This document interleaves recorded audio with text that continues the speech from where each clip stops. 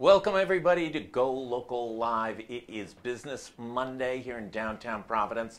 The wind is howling at about 400 miles an hour, and we are watching people being blown down the street like tumbleweeds here in Providence. I'm Josh Fenton. This is Minnie Lung. She runs Chai Kitchen. Where is Chai Kitchen?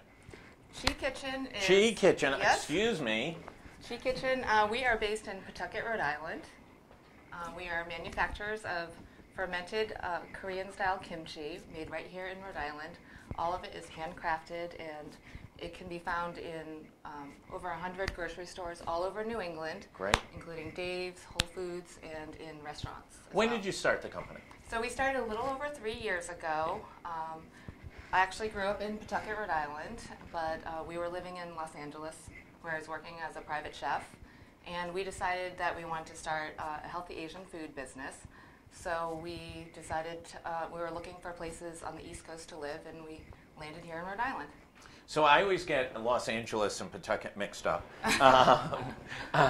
You created this, worked out of Hope in Maine to begin?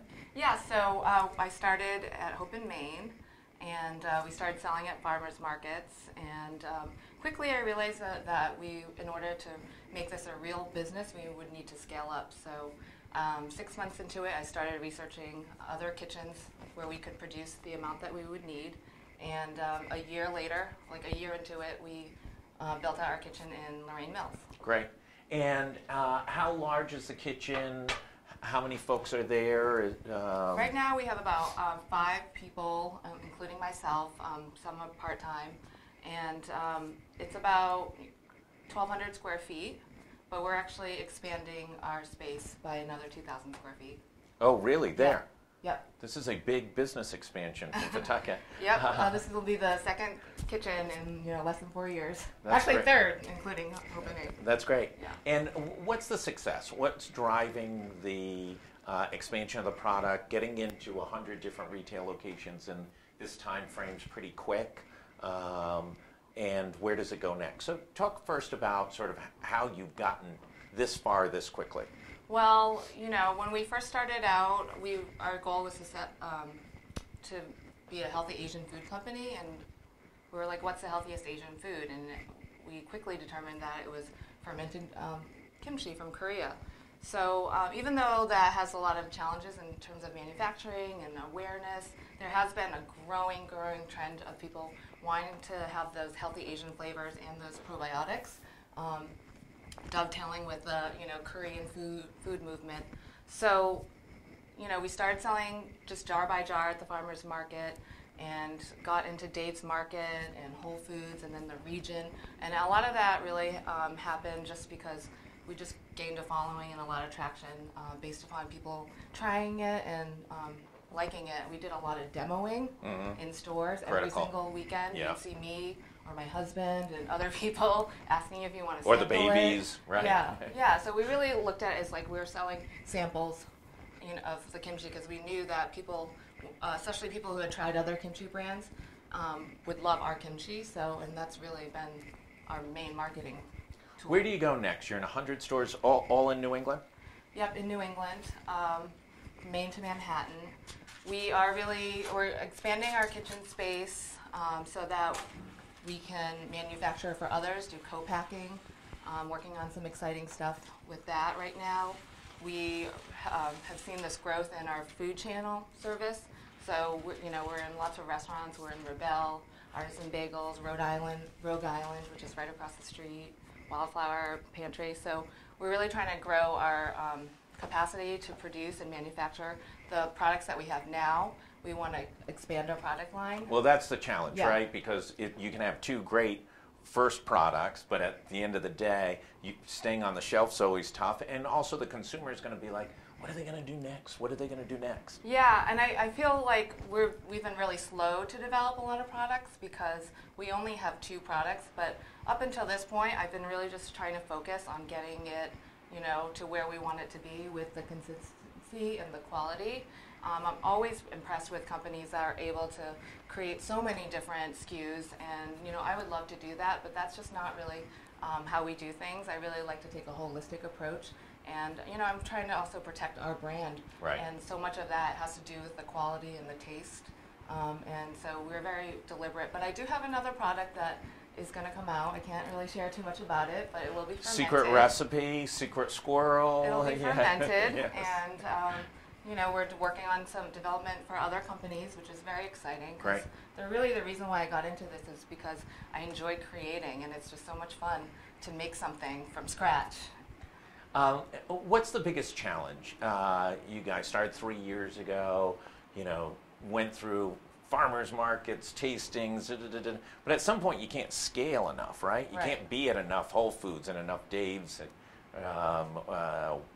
Wegmans, whatever's next down the road. How do you get that sort of scale to be able to take it to the next level? That's definitely a challenge. That they always say when you're growing your business is obviously everybody would like to expand and grow their business, but to be able to do it in a way that the business is sustainable is really important. So having that cash flow is really important. Investing that money where it's going to be effective is important. Those are challenges. Right now, some of the challenges are just the costs of our transportation and raw materials and labor. All of those costs have gone up, and we're trying to figure out ways to manage that as well. That's great. You were able to work with Commerce RI to be able to get a small business loan. What did that do for you? What did that allow you to give you some sort of core financing? Yeah, that was I was able to just have a first breathe a sigh of relief that I would have the cash flow that I needed because That got you a night's sleep. Yes, right? Exactly. So I actually went through the Goldman Sachs Small Business Program over the summer, and I worked on this opportunity to expand our food service channel and expand our production facility and really invest in manufacturing. And I went through that for 3 months, and at the end of it, I realized I'm actually going to do this plan. And so I had met Buck at Buck Harris. Hi, Buck, if you're watching. Through the program. Everybody loves Buck because he has money, right? Kind of Uncle Buck, right? Uncle Buck, yes. Right? He's the uncle of small businesses here in Rhode Island.